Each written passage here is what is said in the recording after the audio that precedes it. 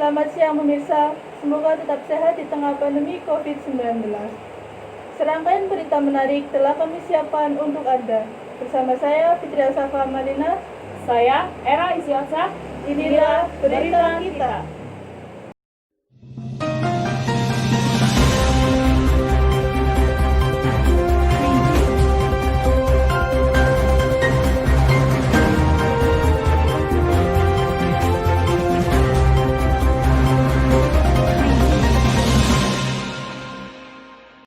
Pandemi COVID-19 telah mempengaruhi berbagai aspek di Indonesia, seperti aspek perdagangan, pendidikan, pariwisata, dan pertanian di berbagai wilayah di Indonesia. Langsung saja kita akan terhubung dengan rekan kita, Rizkyatul Kiftia yang berada di Tegal. Kera dan Safa, terima kasih atas waktunya. Di sini saya akan mewawancarai salah satu petani yang ada di daerah Tegal.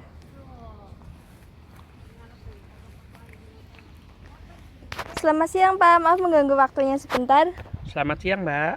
Dengan Bapak siapa? Oh, saya dengan Bapak Umam. Saya ingin berbincang-bincang sebentar ya Pak. Oh, boleh, Mbak, silakan. Kalau boleh tahu, di sini Bapak menanam apa saja ya Pak? Oh, ini ada wortel. Ini tengahnya cabai, pinggirannya daun bawang. Sebelum adanya pandemi COVID-19 ini, kira-kira berapa sih omset penjualan dari hasil panen para petani? Oh, biasanya sebelum ada pandemi itu hasilnya sangat menguntungkan ya. Saya bisa jual sampai 2 juta, 2.500.000, tapi setelah adanya pandemi itu sangat berpengaruh sekali. Paling saya jual 500, 1 juta aja udah hebat banget. Biasanya Bapak menjual hasil panen ini kepada siapa Pak? Saya menjualnya ke pembelinya langsung. Biasanya pembeli yang datang ke sawah terus tawar-menawar, tapi setelah ada pandemi itu jualnya sangat susah, udah harganya murah, pembeli juga kurang berminat, soalnya juga di pasar kan sangat susah sekali. Apa harapan Bapak kepada pemerintah agar perekonomian para petani itu dapat stabil kembali seperti sebelum adanya pandemi ini? Harapannya adalah bisa menaikkan ekonomi rakyat dan bisa menaikkan harga jual petani biar rakyat petani itu sejahtera kalau hasil jualannya itu sangat tinggi. Terima kasih atas waktunya Pak. Terima kasih kembali. Sekian dan terima kasih. Saya Rizkyatul Kiftia dari Tegal melaporkan. Selanjutnya saya serahkan kepada Ulfa di Kebumen.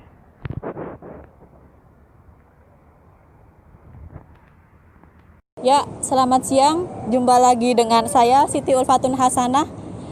Di sini saya akan membawakan berita seputar pariwisata dari Pantai Menganti Kabupaten Kebumen. Langsung saja dengan Bapak siapa? Pak Poniran. Ya Pak, di sini saya akan menekan. Pertama, pada tahun berapa Pantai Menganti ini mulai dibuka? Ya, Pantai Menganti dibuka itu tahun 2011. Itu diawali dengan event surfing. Sampai sekarang alhamdulillah masih eksis dengan jumlah pengunjung setiap tahun yang mengalami peningkatan. Seperti itu. Untuk harganya, harga tiket masuk dari Pantai Menganti itu sendiri berapa Pak? Untuk harga tiket masuk dari awal kami dengan harga Rp10.000, kemudian melalui survei yaitu kepada pengunjung melalui standar pelayanan minimal di Menganti itu, kemudian dari 10.000 menjadi 12.500 di tahun 2020, sekarang menjadi Rp20.000. Menjadi Rp15.000 per satu orang per tiket masuknya, begitu. Baik, untuk daya tarik yang ada dari Menganti itu sendiri apa kiranya Pak? Ya. Di Menganti karena area yang sangat luas, kami daya tariknya yang pertama adalah pantai berpasir putih, yaitu di wilayah Ketep, Tebing Ketep Bidadari. Ada pantai berpasir putih, kemudian ada tebing Ketep, kemudian ada wahana alam, yaitu berupa laut yang di situ digunakan oleh pengunjung untuk berenang dan bermain air. Kemudian kami fasilitasi juga dengan mobil shuttle, yaitu untuk mengantar pengunjung dari parkir induk di Ketep sampai ke Bukit Sigatel. Di Sigatel ada camping ground, ada lembah Menguneng, ada jembatan merah, kemudian juga Tanjung Karangbata. Itu spot-spot yang ada di Pantai Menganti, ditambah dengan kalau mungkin pengunjung datang pagi itu bisa menikmati sunrise ya. Kalau sore itu juga sunsetnya benar-benar kelihatan karena lokasi pantainya itu merupakan pantai yang menuju ke lokasi itu melewati bukit-bukit yang tinggi seperti itu. Baik. Dengan adanya COVID-19 ini, apakah ada dampak tersendiri di Pantai Menganti ini? Ya. Dengan adanya COVID kami memang di pengelolaan wisata mengalami penurunan jumlah pengunjung karena ada peraturan dari pemerintah, ada PSBB dan yang lain. Per 19 Maret 2020 memang kami dihimbau oleh pemerintah untuk menutup total. Jadi per Maret sampai 2020 sampai dengan 30 Juni. Kemudian kami buka lagi per 1 Juli 2020 tentunya dengan menggunakan protokol kesehatan dari pemerintah, baik itu pengunjung yang harus memakai masker, kemudian di tes suhu badan dengan menggunakan termogan, kemudian kami membuat satgas COVID baik di loket masuk sampai dengan lokasi wisata di mana nanti pengunjung yang berkerumun, petugas kami di lapangan mengingatkan untuk itu. Tentunya dengan intinya kami menerapkan anjuran pemerintah untuk menggunakan protokol kesehatan dan sampai sekarang jumlah pengunjung sudah mulai naik seperti itu. Baik, terima kasih Pak atas waktunya. Ya, Terima sama-sama. kasih. Mudah-mudahan semuanya nanti bisa berjalan dengan lancar dalam artian yang berwisata di Menganti datang dengan senang, di sini bisa menikmati fasilitas wisata yang ada, kemudian pulang mungkin nanti bisa membeli oleh-oleh berupa cenderamata, kaos dan yang lain ataupun sesuatu yang dibeli di Menganti. Seperti itu. Terima kasih atas wawancaranya. Langsung saja kita sambung ke Saudari Nisa. Silakan. Terima kasih Mbak Ulfa, saya Hoiratunisa melaporkan dari Tangerang Selatan. Saya akan berbincang-bincang dengan narasumber saya di sini. Selamat siang Bu. Selamat siang Mbak. Seperti yang kita tahu saat ini sedang terjadinya pandemi. Apakah ada perbedaan proses belajar mengajar sebelum dan sesudah terjadinya pandemi? Tentu saja Mbak, proses belajar mengajar pada saat sebelum dan saat ini terjadinya pandemi ya sangat berbeda sekali ya. Dulu sebelum adanya pandemi kita bisa sekolah normal, artinya anak-anak bisa datang ke sekolah tatap muka langsung, proses belajar mengajar pun juga bisa dibilang lebih efektif, kemudian sosialisasi anak-anak di sekolah juga terjadi dengan baik gitu, kemudian juga ya anak-anak bisa bebas bermain lah seperti itu. Sementara saat ini karena terjadinya pandemi ya proses belajar mengajar ya harus dari rumah melalui daring atau online gitu, sehingga banyak materi yang menurut saya ya harus disederhanakan seperti itu. Kemudian proses sosialisasi pun juga saat ini antara anak-anak juga kurang terjalin dengan baik ya, karena anak-anak hanya bertemu saat kita misalnya tatap mukanya Zoom seperti itu. Seperti itu sih perbedaan yang terjadi saat ini. Apa harapan Ibu ke depan untuk pendidikan kita? Harapan ke depannya ya semoga pandemi kita segera berakhir sehingga anak-anak juga bisa kembali ke sekolah dengan ya seperti sedia kala, proses belajar mengajar juga bisa kembali normal, semua aspek baik ya pekerjaan apapun ya kembali normal seperti biasa. Seperti itu. Terima kasih atas informasi dan waktunya Bu. Ya, selamat siang. Di sini Liana Indasari.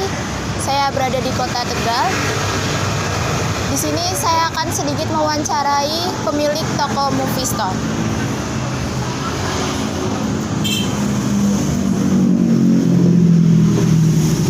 Selamat siang, Mbak. Siang, Dengan Mbak siapa? Mbak Mufi. Kalau boleh tahu, Movie Store ini menjual apa aja ya, Mbak? Jual tas wanita sama dompet wanita. Semuanya produk untuk wanita. Ini kan sedang dampak COVID-19. Apakah ada pengaruh tersendiri bagi pelanggan yang sedang ke toko? Kalau sewaktu awal ya kita dampaknya lumayan sih drastis. Jadi pelanggan nggak mau datang ke toko. Tapi setelah ya kita cari cara sih biar pelanggan mau datang ke sini. Kalau boleh tahu, gimana solusinya agar Movie Store tetap berkembang di pandemi COVID-19 ini? Solusinya salah satunya kita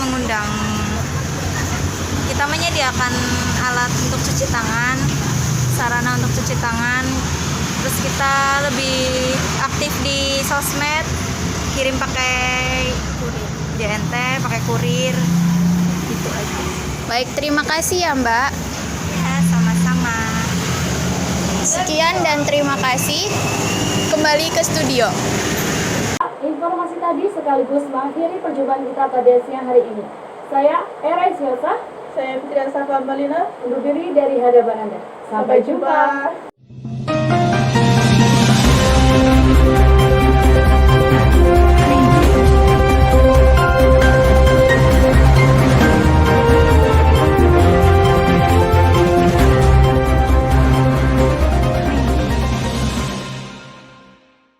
Halo teman-teman, di tengah pandemi yang tak kunjung pergi sampai bergantinya tahun, alangkah baiknya kita saling mengingatkan, juga menguatkan ya. Saya dan teman-teman punya pesan untuk kalian.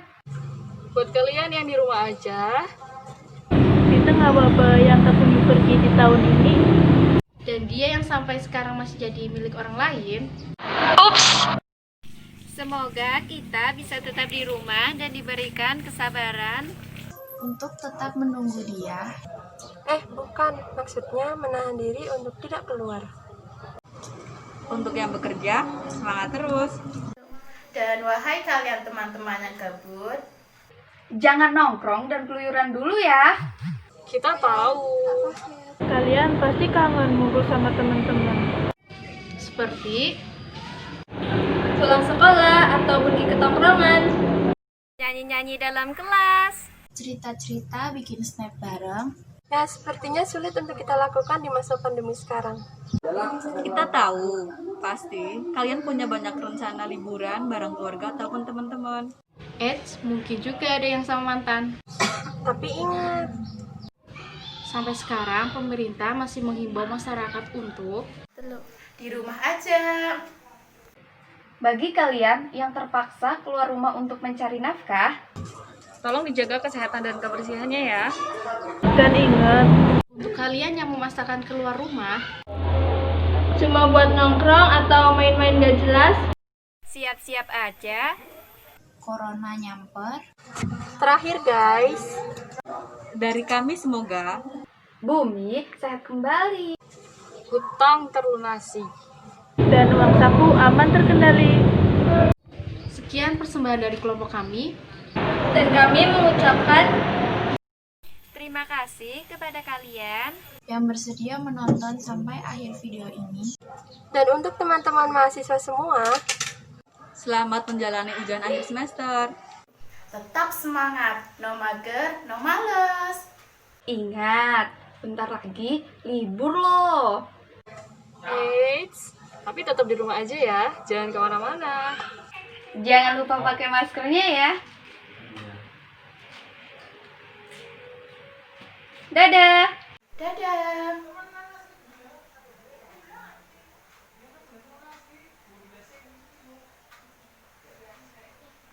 dadah.